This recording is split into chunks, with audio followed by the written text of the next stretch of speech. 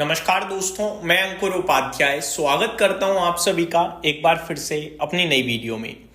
दोस्तों, धीरे धीरे इन्वेस्टर्स की पोर्टफोलियो गिरती जा रही है, लेकिन अभी लास्ट 2-3 डेज में पोर्टफोलियो ज़्यादा डैमेज हुई है और कुछ स्टॉक्स तो ऐसे हैं जिन्होंने भयंकर रूप से सेलिंग दिखाई है क्योंकि खबरों में आ गए।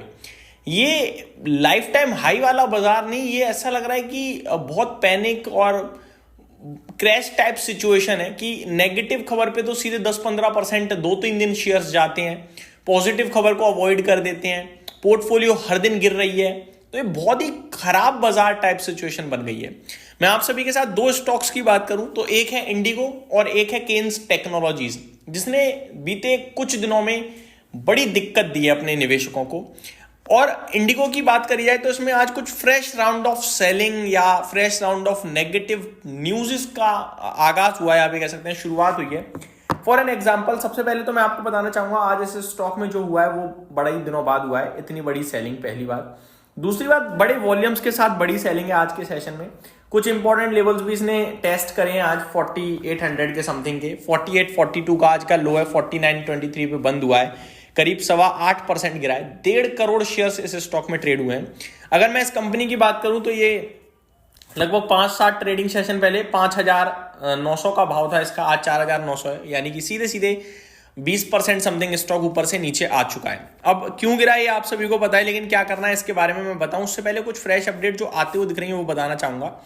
फ्रेश अपडेट्स में पहली अपडेट तो एविएशन मिनिस्टर की तरफ से ये आ रही है कि उन्होंने कहा देश को और एयरलाइन कंपनीज की जरूरत है या फिर और एयरलाइन कंपनी होनी चाहिए। ठीक है जी, यानी कि इंडिगो से जो मतलब मोनोपोली टाइप इन्होंने बना रखी है ना, वो अब सरकार को भी दिख रही है, इसीलिए सरकार कुछ करना चाह रही है।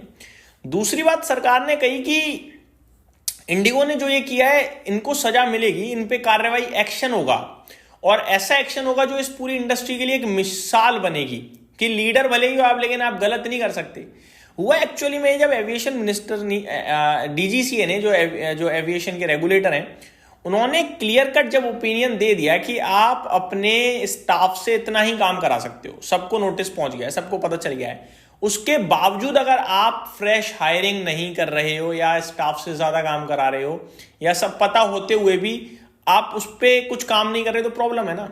तो इनके पास इस समय प्रॉब्लम वही आई, इन्होंने एफडीटीए के रूल्स को थोड़ा सा नजरअंदाज कर दिया जो गवर्नमेंट ने बनाए थे, जिसकी वजह से क्या हुआ, इन्हें अपनी फ्लाइट्स रद्द करनी पड़ी। अब इतनी प्रॉब्लम देश में बढ़ रही है तो फिर सरकार तो देश के लिए कुछ ना कुछ करेगी। तो उन्होंने क्या करा, उन्होंने कहा कि भैया अभी राहत दे देते हैं हम तुम्हें 10 फरवरी तक। राहत तो दे दी लेकिन जवाब चाहिए सरकार को। फिर वीकेंड पे सैटरडे को आया, कारण बताओ नोटिस भेजा गया इनके सीईओ को। आज शाम तक का समय है, देखते हैं क्या कारण बताते हैं वो। आज के सेशन में इंडिगो में सौदा भी काफी ज्यादा हुआ है, जैसा कि मैंने बताया 1.5 करोड़ से ज्यादा शेयर्स ट्रेड करते हुए दिखे आज ये टॉप टर्नओवर वाली लिस्ट को लीड कर रहा था। करीब 7,924 करोड़ का इसमें आज सौदा हुआ है। अगर बात करूं मैं इंडिगो की तो एक स्टॉक तो ये जो परेशानी का विषय बन रहा है। अब ये सारी वो चीजें हैं जो हमें कहीं ना कहीं से पढ़ने को मिली जाएंगी। जो नहीं मिलेगा वो है कि क्या करें। इस पे दो ओपिनियंस हैं। एक, जिस सिचुएशन में भी चल रही है, Q3 खराब आने वाला है, Q4 भी दिक्कत में आ सकता है और इस इंडस्ट्री को लेकर सवाल उठेंगे। वो वैल्यूएशन नहीं मिलेंगे इसे जो पहले मिल सकते थे। इन्वेस्टर्स थोड़ा सा अलर्ट हो सकते हैं। बाकी एयरलाइन कंपनीज इस समय एक्टिव हो सकती हैं, थोड़ा मार्केट शेयर भी छीन सकती हैं अगर इनमें दिक्कत आई तो मेरे को लगता है अब तो ये फाइनेंशियल इंपैक्ट लंबा खिंच सकता है। दूसरी तरफ आप ये भी सोच सकते हो, स्टिल अ लीडर, इतनी जल्दी इंडस्ट्री खड़ी नहीं हो जाती, इतनी जल्दी लोगों का भरोसा नहीं चेंज होगा। टेम्पररी दिक्कत है, खत्म होते ही शेयर वापस ऊपर हो जाएगा। शेयर होल्डिंग पैटर्न में अभी भी बहुत स्ट्रांग नाम है, मिला हुआ काम मतलब मिला हुआ ओपिनियन है। तो मेरे हिसाब से मैं यही कहूंगा कि आपको क्या करना चाहिए, आपको Q3 का वेट करना चाहिए। Q3 में पता चल जाएगा हमें कितना इंपैक्ट आया है, पहली बात। दूसरी बात, हमें पता चल जाएगी कि चीजें सॉल्व हो गई या और दिक्कत है, क्योंकि इन्हें स्टाफ अब ऐड करना है। ठीक है, स्टाफ ऐड करने की तो छोड़ो, इनका जो स्टाफ है वो तो ये कह रहा है कि भैया बहुत काम करा रहे हैं, छोटी सी सैलरी में 3-3 गुना काम करा रहे हैं, अपनी एक मेंबर की सैलरी में 3 लोगों का काम करा रहे हैं। एयर इंडिया कह रहा है कि आ जाओ, हायरिंग शुरू है हमारे पास। तो ये तो प्रॉब्लम इनके लिए मुझे लग रहा है अभी है, चलेगी। तो फिर मैं अपने व्यूअर से कहूंगा कि अभी बॉटम फिशिंग या फ्रेश एंट्री के बारे में ना सोचते हुए हमें थोड़ा वेट कर लेना ज्यादा बेटर रहेगा। दूसरी तरफ है केन्स टेक्नोलॉजीज।